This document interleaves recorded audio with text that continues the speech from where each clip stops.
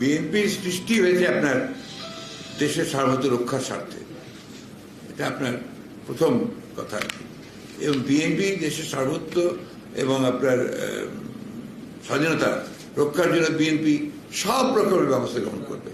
আমরা 28 তারিখে আপনার একটা বিস্তারিত সংবাদ সম্মেলন করতে যাচ্ছি। এরপরেই আমরা প্রয়োজন হলে আমাদের কর্মসূচি আমরা নেব, সেটা আপনারা জানতে পারবেন।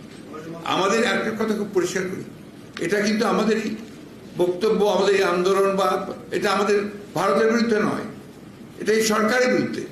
সরকার সম্পূর্ণভাবে ব্যর্থ হচ্ছে ভারতকে কনভিন্স করতে বা তার কাছ থেকে দাবিগুলো আদায় করে নিয়ে আসতে।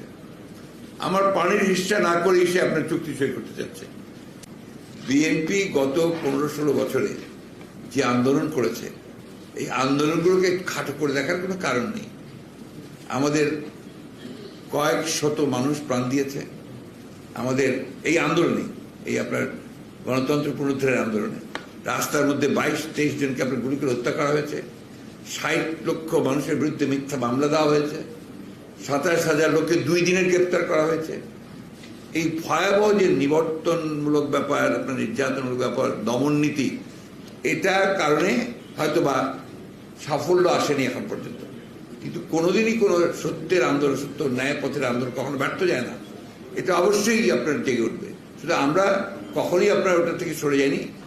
দেশনেত্রী বেগম খালেদা জিয়া হচ্ছেন গণতন্ত্রের প্রতীক, উনি হচ্ছেন ডেমোক্রেসির প্রতীক। তাকে মুক্ত করার মতো একটা প্রাথমিক দায়ী গণতন্ত্র মুক্ত করার মতোই। আমরা গণতন্ত্রের পক্ষ থেকে সরে যাইনি, আন্দোলনের পক্ষ থেকে সরে যাইনি, দেশনেত্রীর মুক্তির ব্যাপারে আন্দোলন করতে সরে যায়নি। এটা বাস্তবতা। সেই সিনোনিমাস উইথ ডেমোক্রেটিক মুভমেন্ট, এই দুটোকে আলাদা করে দেখা যাবে না। বিক্রি কিভাবে হলাম আমরা, প্রমাণটা কি? What is the example? আরে বিক্রি হলে তো আমরা সরকারে থাকতাম।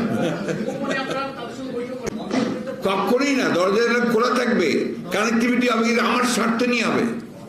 আমার স্বার্থকে বিসর্জন দিয়ে হবে না। আমার পানিকে বাদ দিয়ে কোনো চুক্তি হবে না। আপনি পানির ব্যাপারে কিছুই করছেন না, সীমান্তের লোক হত্যা করে মারছেন, মারছে তারা। আপনি কি বলেছেন? কয়টা কথা? এর মধ্যে একটা কথা আছে সীমান্ত হত্যার ব্যাপারে এই চুক্তিতে? একটাও নেই। এখানে আপনি কি বলবেন? উনি নিজেই বলেছেন যে আমি সব কিছু উজাড় করে দিয়ে দিয়েছি, বলে নেই আপনাদের? বলেছেন তো। তো ওই উজাড় করে দিয়ে তো উনি রেজাল্ট পাচ্ছেন। এবারও সব উজাড় করে দিয়ে এসেছেন, আবার রেজাল্ট পাবেন। আমি এই প্রশ্নের আমি উত্তর দিতে চাই না। ওবায়দুল কাদের সাহেবের কোনো প্রশ্নেরই আমি উত্তর দিতে চাই না, কারণ ওনার প্রশ্নের উত্তর দিতে আমার আপনার ওই রুচিতে বাধে, কিছু মনে করবেন না। ধন্যবাদ।